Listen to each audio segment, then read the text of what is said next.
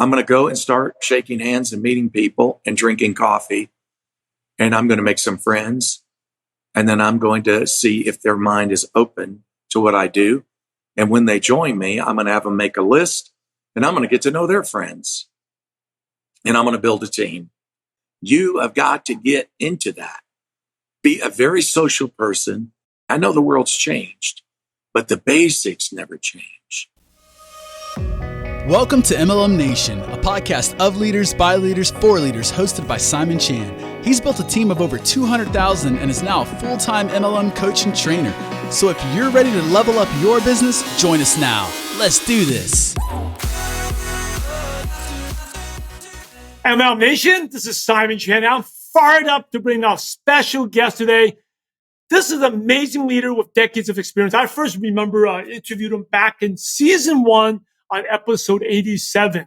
And what I remember was he was an amazing leader, great wisdom, but a tremendous storyteller. I even remember the story of him talking about him in his car. But anyway, we have Jeff Altgilbers. Hey, Jeff, are you ready to make it happen?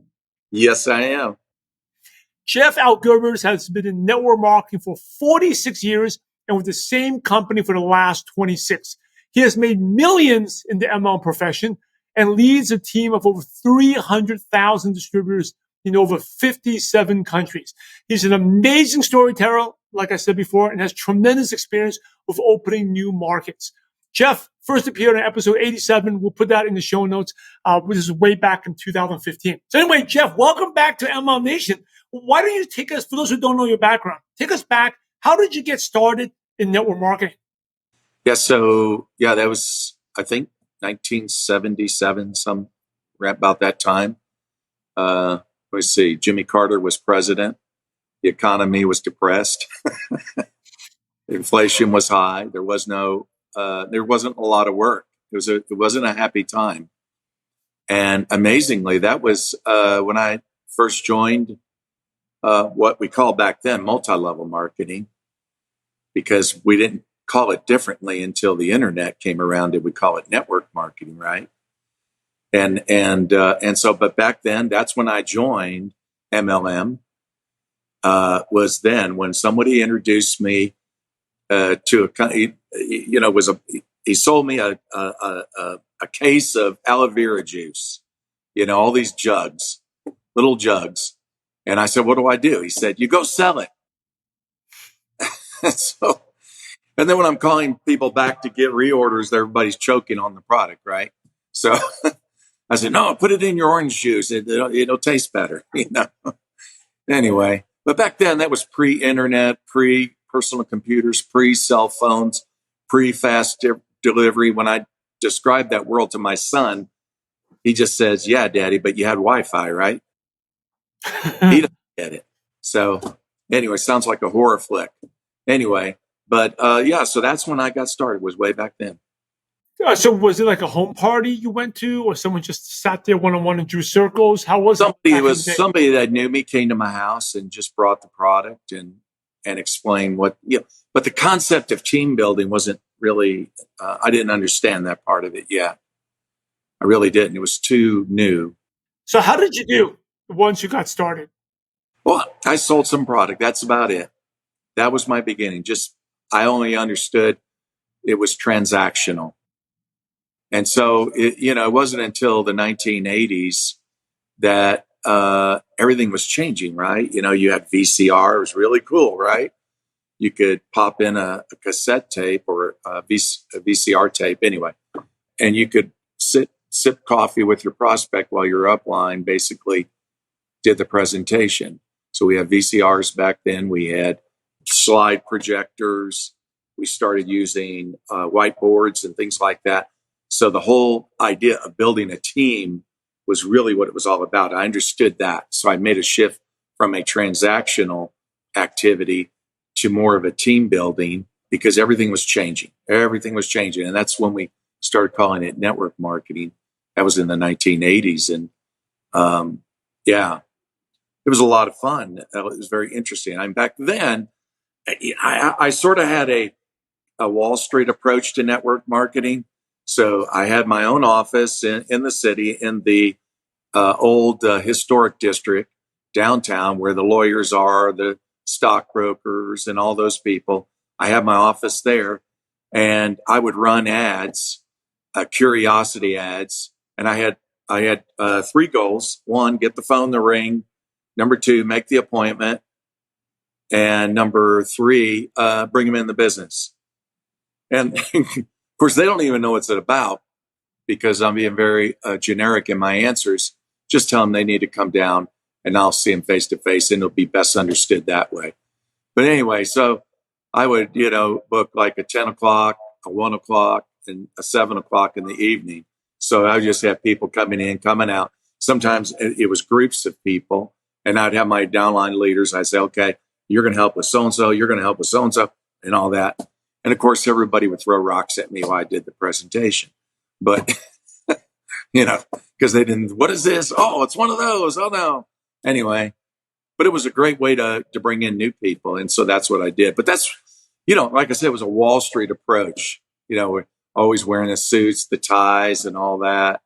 And then I finally shifted out of that later to it's got to be, you got to teach this how people can present in their homes with their warm market, with people that they know, and make it more duplicatable. So, I would say that it was actually let me see, because I had a business at that time. I had about 40 employees.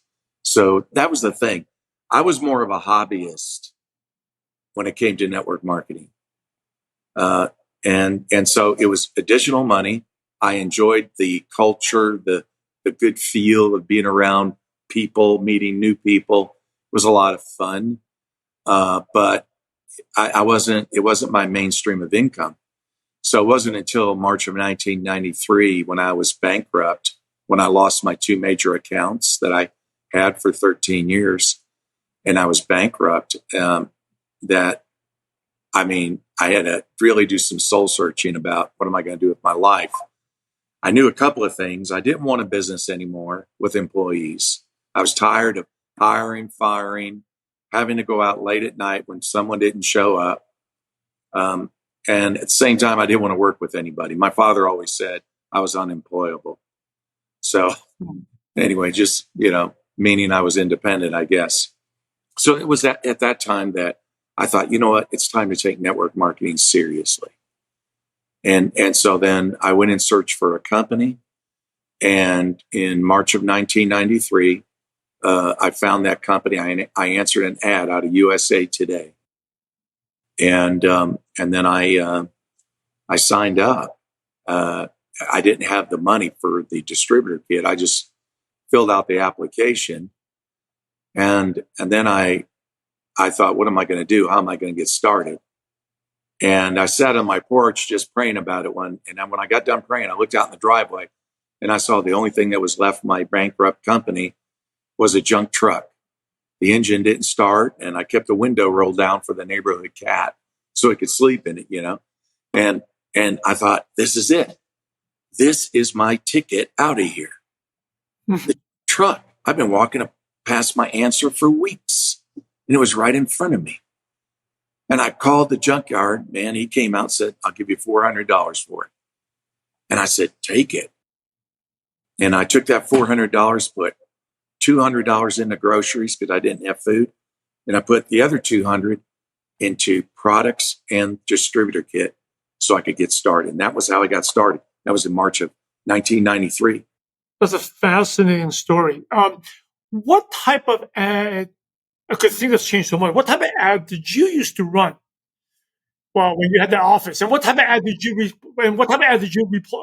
you respond to at the USA Today? Yeah, good questions. So the ads that I always ran were curiosity ads. I just had fun with it. Like I might, the first line might be very bold and dark in the letters, and it would say "hate bosses?" ? And underneath that it would say, "I don't set my alarm clock, and I don't fight rush hour traffic. I get started when I want to, and I own my own day. If that appeals to you, call me." And people will call me up. Oh man, that's funny. I hate my boss. Everybody's calling. I hate my boss. And that's what it was. Now, as far as the ad that I answered, I actually answered about 100 ads in USA Today. It was about 100 ads. But interestingly, back then they would send out packages because, we didn't do links in 1993. And anyway, so only 10, I only received 10 packages out of the 100 ads that I called on. And out of the 10, it was a weight loss product.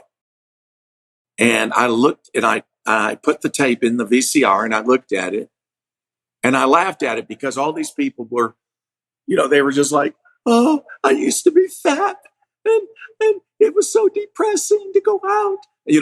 And I would just start laughing at this tape. I thought, this is a stupid tape, but I'm interested in the product. And there was an application already filled out from a woman.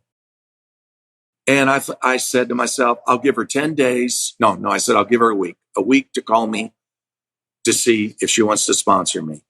If she doesn't call me in a week, I'm not going to go under her because I'm done with that. Anyway, so a week went by. She didn't call. I said, okay, your time's up. So then I called the company. I said, what's the name of your number one income earner and what's his phone number? So they gave it to me. So I called him. And Ken Pontius, he lived in Utah. And he was, anyway, when I talked to Ken, he said, well, I'm not taking any more front lines. And I said, well, too bad for you. Looks like you missed out on a lot of money. And he said, okay, I'm taking another front line.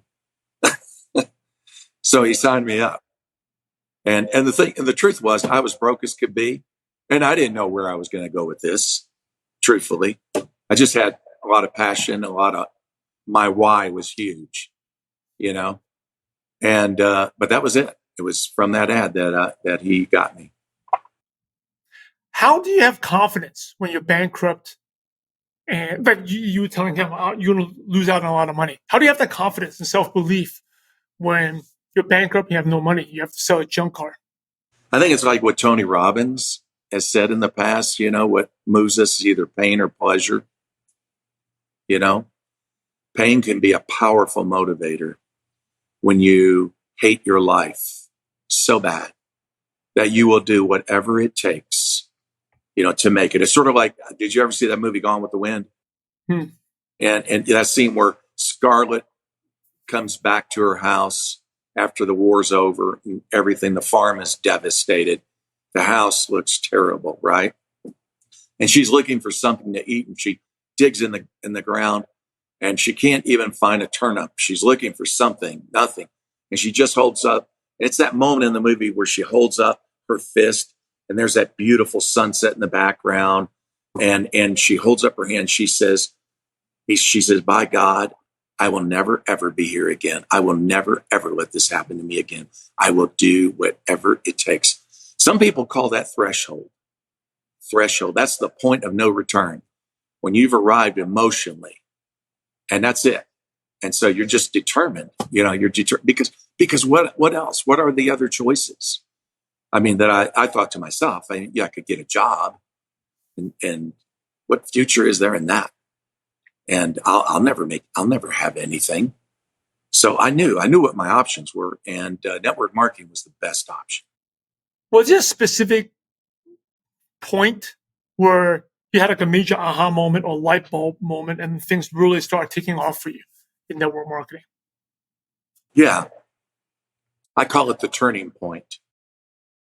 The turning point is about the time you're ready to quit, the right person walks in your life. You stuck it out that long.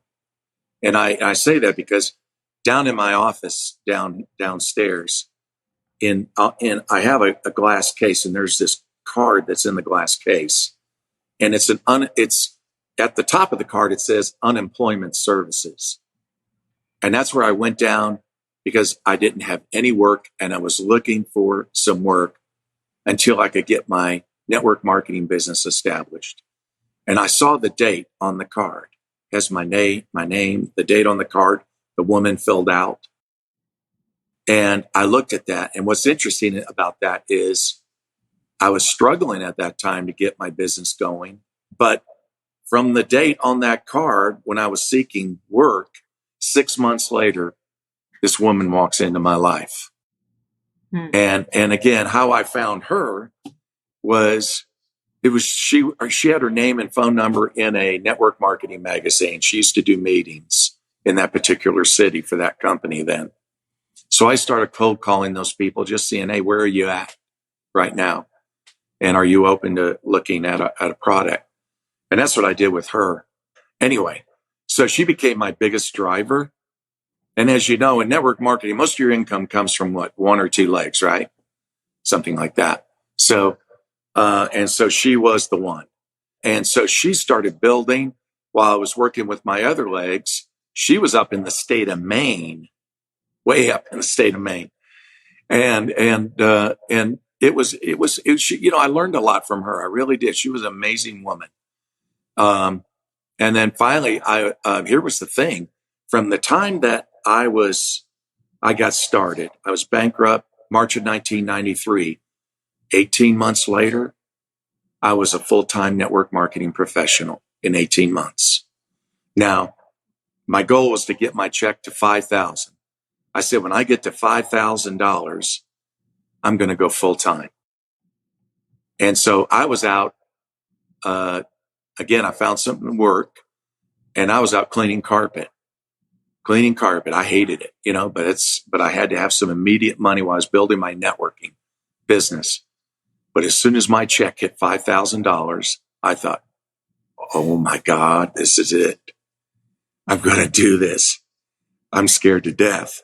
Anyway, I went in and quit my job, and I had this small little Chrysler Omni. I don't know if you remember those cars. They're tiny little cars with a big back window. And I just I sent out messages to these people that I didn't know in my downline. I said, I'm coming to your city. I'm going to do a meeting. Find a room. I'll see you there. And so I started in Nashville, Tennessee. And then I went to Ohio, did a meeting in Ohio. I went up to Montreal. And then I went over to Nova Scotia, Canada. And then I went down to the state of Maine, where I spent a few weeks with that new leader. And like I said, tiny little car. I put my stuff in, and I had a blown up version of the compensation plan that I put in the back. So when I went down the interstate, everybody's reading the compensation plan. I get to the Canadian border, and the officer that's, checking me before he lets me in the country, he says, what's that in the back of your window? I said, that's the compensation plan. Pull over. Get your stuff, get in my office. I want you to explain what that is. And that was the thing. And it was funny. So I did. I went back down. I did a presentation. I said, well, here's where you start. And then I did all the way to the top. And I said, that's it. And now you're at the top rank. You're having an incredible life. My only question to you now is, are you ready to get started? And he said, get out of here. Packed up my stuff, got in the car, drove away. But anyway, when I made that one trip, that first month, my check doubled. So, and I just thought, wow, I'm still trying to wrap my mind. What if these people all decide to not order the next month? What makes them order? I'm still wrapping my brain around it. Can I really trust network marketing?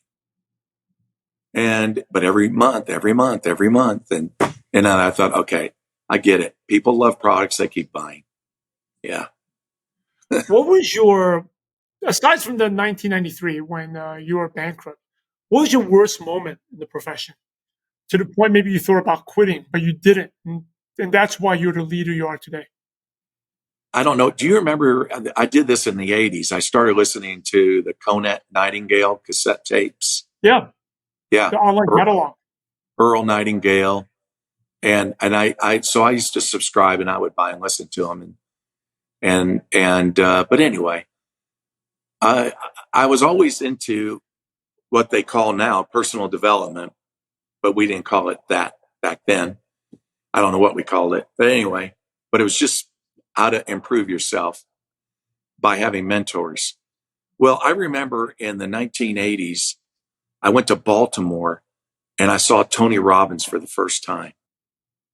And I thought, who is this guy on this stage? I mean, he's full of fire. Lightning bolts come out of his mouth. He's amazing. And anyway, so when I was broke and bankrupt in 1993, Tony had some cassette tapes based on his book, Unlimited Power. But the cassette tapes were called Personal Power. And there were 30 of them, a cassette for each day for a month. And today you can go to YouTube and listen to it for free. But back then it would cost you $179. I tell all my leaders today, you need to listen to all those YouTube videos and go to each one, all 30, go through it. I said, it's just as valid today as it was then. Anyway, so back then, it was pretty depressing. I had the uncertainty, the feeling of uncertainty.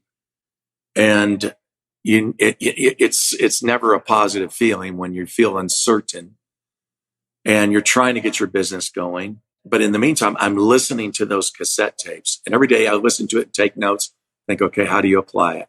And I go for a walk, think about it. But on Sundays, well, let me back up. There is part of that story. I'll share some of like you talked about the down moment. It's like when I'm trying to get my business going, right? And I'm trying to find people who let me do a presentation. I can remember at that time, I was behind paying the bank 3 months on my truck. And I was also behind on my utilities for 3 months. And then finally I get a knock at the door and it's the man from the utility place. And he said, sir, I need to get a check for those utilities or I got to cut it off. And I said, right, sure. Let's go out to my truck and in the driveway. And that's where my checkbook is. I'll give you a check. He said, okay. And I go out to the driveway. What I didn't know is that the bank came and got it that morning. They took my truck, repossessed it. And so I go out to my driveway and it's gone. I look at him, I said, where's my truck? It was here this morning. And he looks at me and says, you look like a man with problems. So cuts off my utilities. And so then this old man who has followed me from company to company, God knows why, I don't know. He's a retired engineer. He gave me a car that looked like it had been in his family 4 generations. It did have a little paint on it. And so it was with that car that I would go out and meet with people. So I didn't want them to see the car. But I can remember when I had to do a meeting in Nashville. And I changed the oil, or had a man change the oil of the car before I made the trip. And so what happened was what he didn't do was tighten down the oil filter lid. So when I was driving, the oil's going, psst, you know what I mean? And I'm driving down the interstate and I'm thinking to myself, things are starting to come together now. I can see my dream coming true. I have a downline now. It is happening. It's going to happen. And boom, boom. The engine locks off. I'm on the side of the road. And then I'm thumbing for a ride. And a trucker picks me up. And he drops me off at the next exit where there's a phone booth. And I call my father, which is not something I want to do. And I said, Dad, and I explained what happened, right? And I said, I really got to get to this meeting. So I do a meeting. I need a car. And his next words were, son, I think it's about time you get a job. And it was like, because that's not what I want to hear from my father. But I got the car, did the meeting. But when I got back home, I can remember one of my leaders was with me. And when I went in the house, on my answer machine was 100 messages. And he said, and it was my creditors all wanting their money. And he says, wow, 100 messages. What are you going to do? And I said, I'll show you. And I walked up and I unplugged it and plugged it back in. I said, wow, look at that. It went back to zero.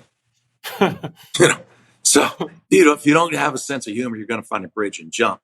But the thing was, on here, going back to the turning point too, all of that coming together, I remember on Sundays, I would go down what I call Dream Street.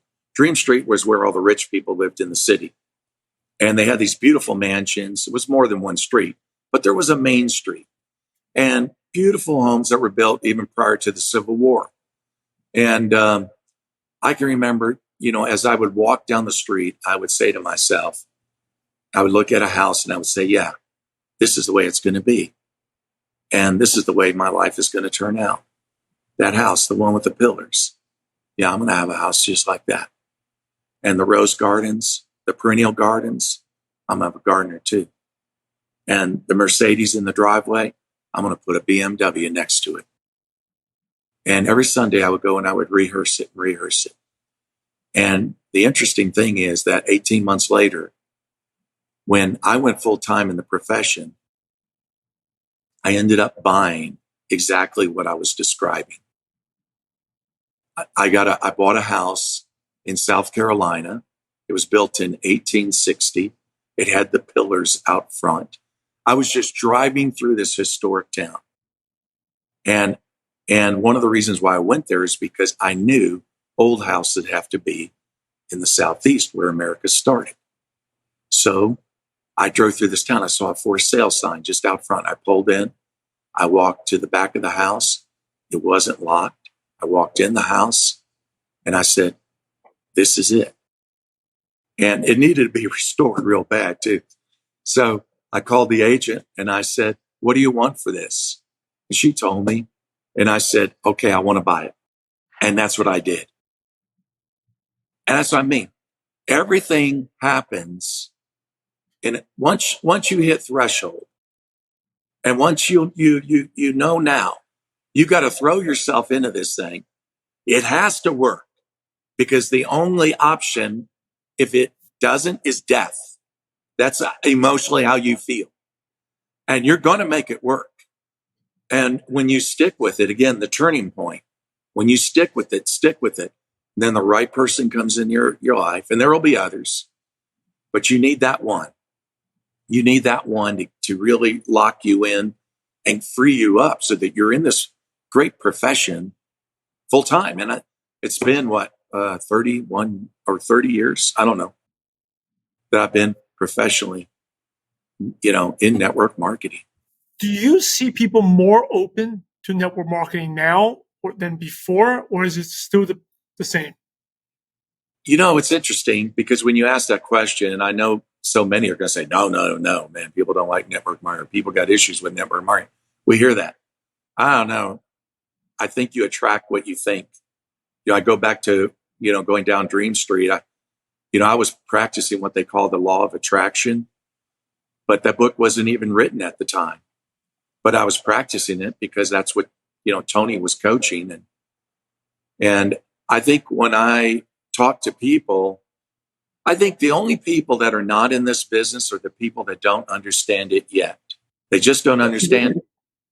And the reason, let's say if you're in the wellness industry, your products, your network marketing products are wellness products, right? Okay. Who's not interested in better health out there? Everybody is.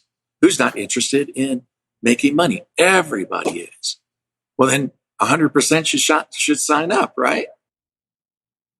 So what's happening? Why don't they? It's the words coming out of our mouth. I think there's a lot of people that would be interested in network marketing if we didn't screw it up in the way we talk about it, our message. And so I understand that there's people out there who have a misconception that can be fixed. But if people are absolutely prejudiced to the idea, I can't fix that. So I would say the vast majority out there are the other. They're the people that don't understand it yet, or they haven't heard it. But that's the thing. New generations have been created since the time that I got involved in network marketing. So when we think about it, our job is to do one thing, and that is help people understand what network marketing is. And all we want to do is empower them with a lifestyle that's created through residual income. So residual income is what I want to see. Are you open to residual income? I'm not even talking about network marketing. I don't avoid it, but I want to get to the heart of it. That are you open, or do you see the value, and would you want to have residual income? I'll give you an example if you want me to. Yeah, sure. Go ahead. I was up in the state of Maine a few years ago in Bar Harbor, and I just finished a meeting, so I went to the lounge because I was going to watch this baseball game. So I'm sitting at the bar there, and there's three other guys. They all work for different companies, right? And we're all having a beer, and we're all talking about the game. And finally, it goes to a commercial. Then I said to one, I said, "So what do you do?" And he tells me about this company he's been with, and they always send him up there. Another guy talks about his company, how he wished he could be back home and watch his son play baseball, but he's not there, because he had to be working. And third guy started talking about his company. Well, they asked me, "What do you do?" And I said, "Yeah, well, it's like this. Somebody introduced me to a product. I liked it. I liked it very much. And they told me that I could go online and take a membership, and instead of paying retail, I could buy it at wholesale. I'd save money."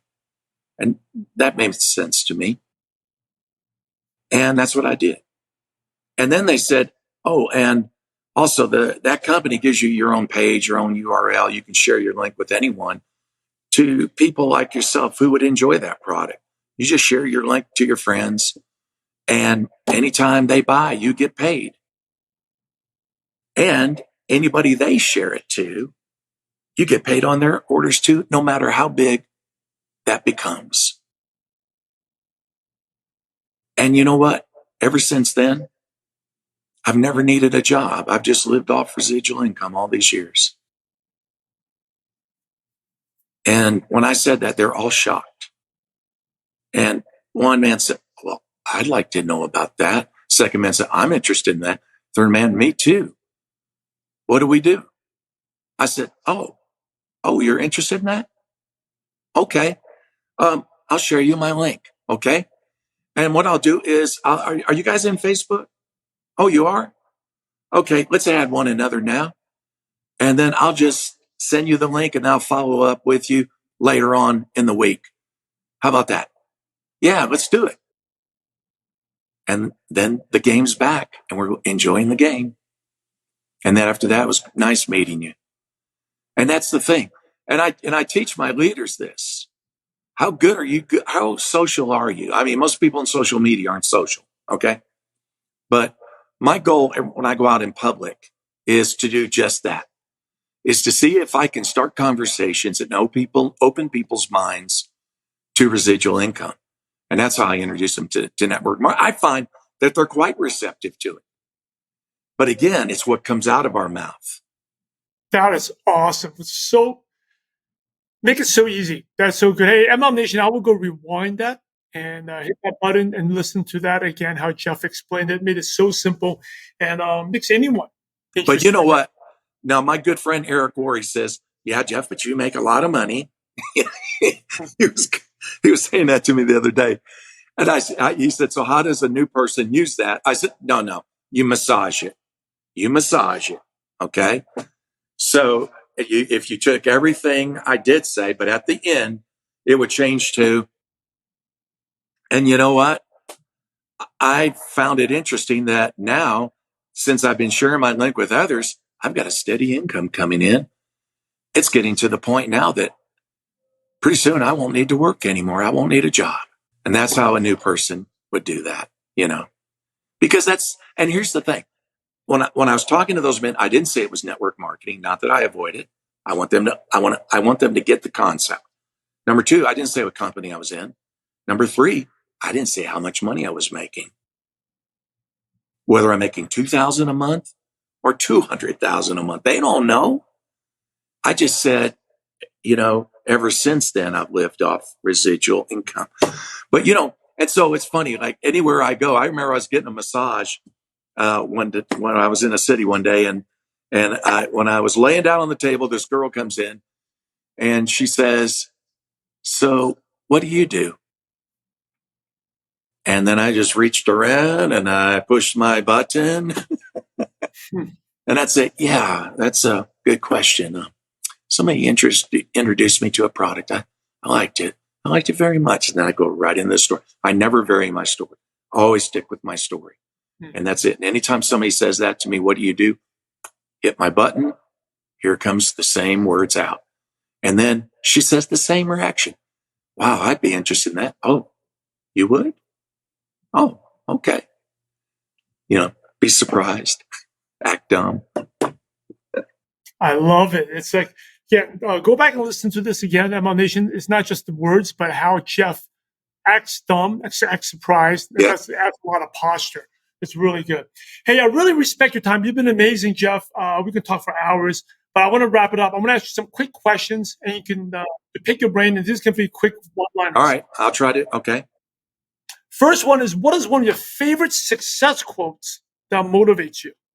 You're probably going to find this funny because it's a different kind of motivation, but I would say it's Winston Churchill. He said, "Success is not final." What is one habit that's helped you become successful? Consistency.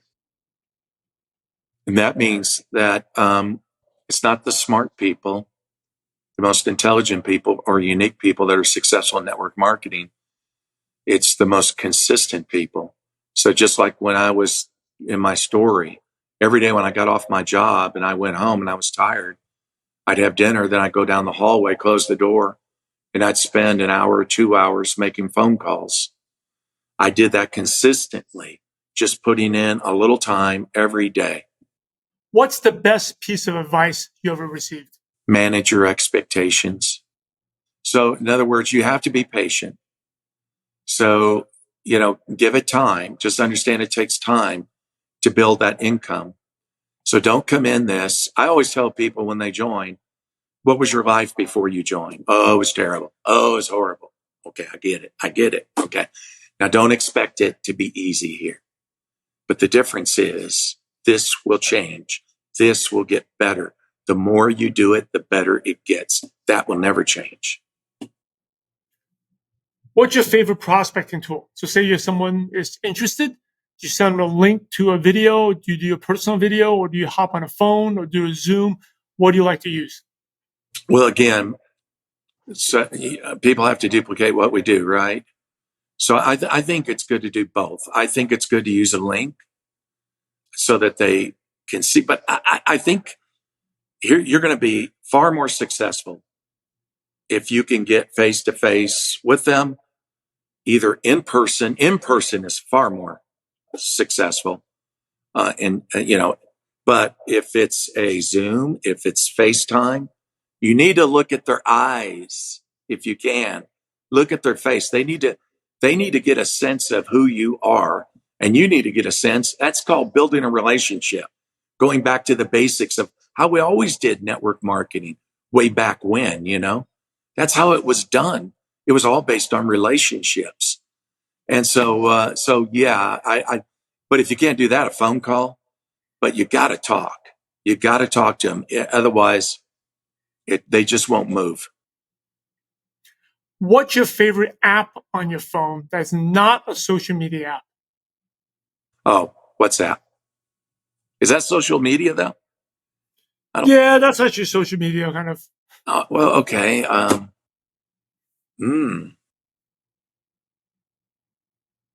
Yeah, so that's an interesting question. No one's ever asked me that question before. And I've never thought about that before. But your music app, Spotify? I know you're. Oh, no. Well, of course, iTunes.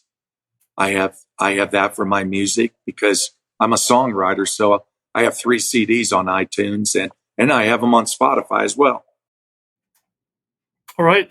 And I know you came out with a book. Why don't you talk a little bit about that? And aside from that book, what are 2 or 3 other books you could recommend? Reaching the Peak is on Amazon. So Ray Higdon did the foreword on it.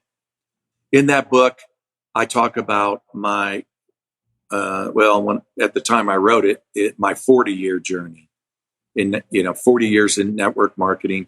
So what that was like, what I learned. I talk about the 90-day plan, the 90-day fast start. Because when I joined my company 26 years ago, I went from what I call 8 to faint, 8 in the morning till I faint every day. I wanted to get speed. I wanted to get speed in my business. And I knew that's what it was going to take, a 90-day push. So I talk about that in the book because in 90 days, I didn't bring it over a downline. I didn't have a downline. Everybody dispersed, went different directions. I'd start all over again. But anyway, in 90 days, I sponsored 27 people and I had a team of 800 in 90 days. And that forever changed my life because after 90 days, I've been part-time ever since. And that was 26 years ago. So in the book, I talk about that. Cool. Yeah. So I'll definitely put that link in the show notes. Any other books you recommend? Oh, well, they're great books, aren't there? I think the most important books, are going to be the books that are going to help you with your social skills, right? That's what I tell people. You get your social skills down, you're going to be a great network marketer. So you just got to know how to listen, how to interact with people, communicate with people, how to win friends and influence people. Dale Carnegie. That's the Bible of network marketing, really. That was probably when I read that book, I applied that book in all my prospecting. I recruited some really great people just applying that book. But anyway, Tony Robbins, what's great about Tony is he's a psychologist. So, Unlimited Power, you can get the book, but you can also listen to Personal Power on YouTube, all 30 videos for free. And it's for free. We had to pay for it back then. Third book, I don't know. It's there's so many good ones, aren't there? But I don't know. What's a good book you read recently in the last 1 or 2 years? What's the book? Oh, I forgot the title. It's called Why. Start with Why? Yeah, Start with Why. Yeah. It's a good book. It's a good book. And some of my books are like on audio, Audible, excuse me. And so just to tell you, like Atomic Habits, that's another one I'm listening to. Tony Robbins on the Holy Grail of Investing. I finished the 5-second rule. Very good. Very good. I don't know. I've got different books that I just load on my phone and I listen to. And then I listen to podcasts too. I was listening to a podcast in the gym today, to a trainer. So I don't know, just different. Yeah. Here's the last question, the $1 million question. You ready? So imagine you had to start all over again and you knew no one, but you had all your current knowledge, skills, and wisdom. So you had to contact a list of 0, didn't know your wife, your son, but you had all your current knowledge. What's the first thing you would do or the first place you go to build a network marketing business from scratch? My son was asking me that question too. He's 22 years old and he's my adopted son. I love him. He was born in Taiwan and so he's Chinese. But he said, if you had to do it all over again, how would you do it? And I said, and he just asked me that, just random question, right? We're driving down the road. And I said, I wouldn't do it anyway. I would do it the same. I wouldn't be any different. I understand the world has changed. Methodologies change and all that. The basics never change. So you put me in a town, I promise. I don't care if you fly me, if I'm flying on an airplane and you put a parachute on me and you just kick me out of the plane and I land somewhere in the United States, wherever that town is, I'm going to go and start shaking hands and meeting people and drinking coffee. And I'm going to make some friends. But the basics never change. The invite, the presentation, answering any questions that I call it baseball. Baseball, how long's baseball? You're into baseball. Your son's into baseball. So how long's baseball been around? 150, 160 years. Yeah, right. Yeah. And can you believe it? They only have 4 plates still today. And the balls are still round and they use bats. Can you believe that? The Yes. basics. So first base, the invite. Second base, the presentation. Third base, the, answering any questions that they have. And home plate, bring them in. That's it. Right. That's the system. It's the basics. Yeah. Hey, as we wrap up, what's the best way our listeners can connect with you, reach out to you, Jeff? And any last words or advice? Yeah. So the best way is Facebook. I would say TikTok, but when I asked my son if I should do TikTok, he said, "No, Dad, stick with Facebook. That's for old people." So Facebook. Yeah, I always check Messenger. But anyway, as far as advice, my advice is listen less to the negative news, separate yourself from the media, okay? And become a student of personal growth and get good at your social skills. It's really important to develop your social skills. And then be consistent. Because the thing is, we wake up every day. There's a lot of things. There's a million things for us to do every day when we wake up. I was listening to this today, and it's being consistent with the most important thing. It's keeping that most important thing. So if you're building your business, if you're just getting it going, the most important thing for you to do is to prospect. So real quick, so the goal here is then every day you need to challenge yourself to at least prospect 10 people. Now it can be hi, hello. It can, if you've burned up your list of contacts, if you've burned that up, then that's fine. Then go into Facebook and start having conversations. When you go out in public, start having conversations. Your goal. I remember back in the Herbalife days, Mark Hughes, he used to say, I wasn't, you correct me if I'm wrong on this. I thought it was Mark, but he said, I had 10 pennies in my left pocket. When I prospected somebody out, prospected one person, I take a penny out, put it in my right. When all 10 pennies were in my right pocket, I'm done for the day. And so for new people, I always tell them that's your challenge. Keep the number one thing, the most important thing when you begin your day. Don't get sidetracked into other things. So you got to get those 10 done. Reach out on Facebook, engage with people in their content, say, man, I really enjoyed what you said, blah, blah, blah. Get it.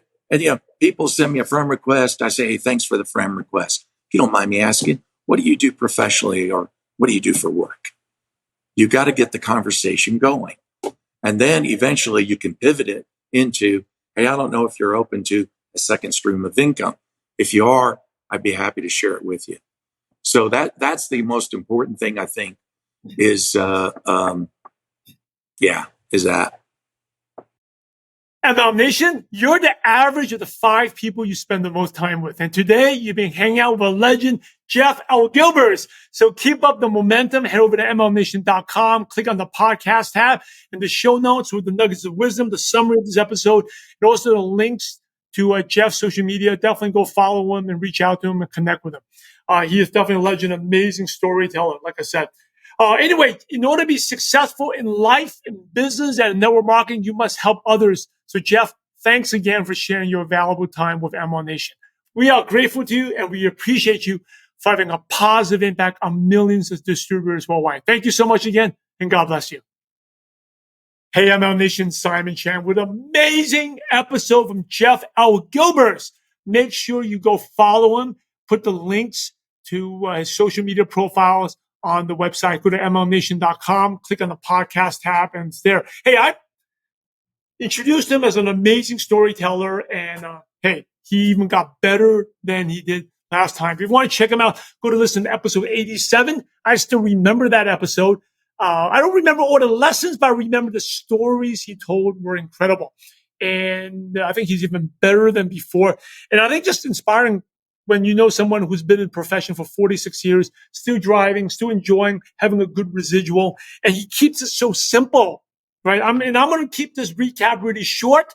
I know last episode was one of the, I think the record-breaking shortest one because it's short and concise. This one was drawn out with stories. I'm going to keep this recap short. And it is about a couple of things. Number one, pain and pleasure, the threshold moment when you say, hey, stop with excuses. I'm just going to make it happen. Right? For Jeff, it was pretty embarrassing moments when his car got repossessed, losing everything, where he decided to make it happen. When his dad's like, hey, go get a job, right? Make that decision. And when you make that decision, you got to say no to a lot of things. I think the word decide means death, right? Like suicide, homicide is death. Decide, something's got to go away. So if you really want it, or maybe some of you don't really want it, that's fine. You just want to dabble, get a little bit. Nothing wrong with that. But if you really want it, a lot of things have to give up, right? And then you go all in about that. I think when you have that pain that Jeff went through for the bankruptcy, couldn't pay his bills, utility shut off, car repossessed, you go make it happen. And it's keeping it simple. I love what he shared. I think the end of when he recapped is, listen less to the news, stay focused, stay away from the media, work on your social skills, focus on personal growth, because the more you grow, you attract better people. Mentally, you also are stronger. You're able to handle more challenges as well. Consistency in the most important things, not in the wrong things, but the most important things. And what's important is prospecting. You talk about the 10 a day, right? Prospecting, going out there. If you don't have 10 a day, then go meet 10 people on social media, but go out there and focus on those important things. And the basics never change. End of the day, this is a relationship business. And I love what you talk about the law of attraction. Whatever you think, that's what you're going to attract. If you think no one's interested, no one's successful, it's hard to make money, and that's what you're going to attract. Right? So what are your thoughts? If you're listening to this, you're probably fired up. Yep, I know that. I talked about in my book, The Angel and the Devil, you're fired up. But what happens when you start getting rejection? What happens when life gives you a punch in the face? You get distracted, stuff going on with the kids, you got stuff with the family, work issues, and then, or 5 people said no to you, or when your close friends or family make fun of you, then what's going to happen? Are you going to have the mental focus? Are you going to stay consistent in doing what you need to do? Okay, if you like this episode, make sure that you leave us a review. Really appreciate it. It takes a lot of our time to do this. Jeff's time as well. So make sure you give him a follow on his platform, his favorite platform is Facebook. We'll put the link in there. And definitely, please, if you love this, please subscribe and leave us a review. If you search for MLM or network marketing, a lot of negative stuff comes up sometimes. These are people, like Jeff says, doesn't really understand how the profession works. They have a misconception of it or bad experience. Doesn't mean the profession doesn't work. So, hey, leave a review, subscribe, share with your teams, get them to leave reviews. Let's boost up this good stuff. So your prospects, when they're searching, they see inspiring stories like this, how network marketing is possible, right? It's not easy, but keep it simple, focus on the basics, and it does work. So anyway, thanks again for Jeff Altgilbers. Thank you for listening, MLM Nation. I'm Simon Chan. I'm loud and proud to be part of this amazing profession. And now it's over to you. Go out there and have a positive impact on someone's life. God bless you.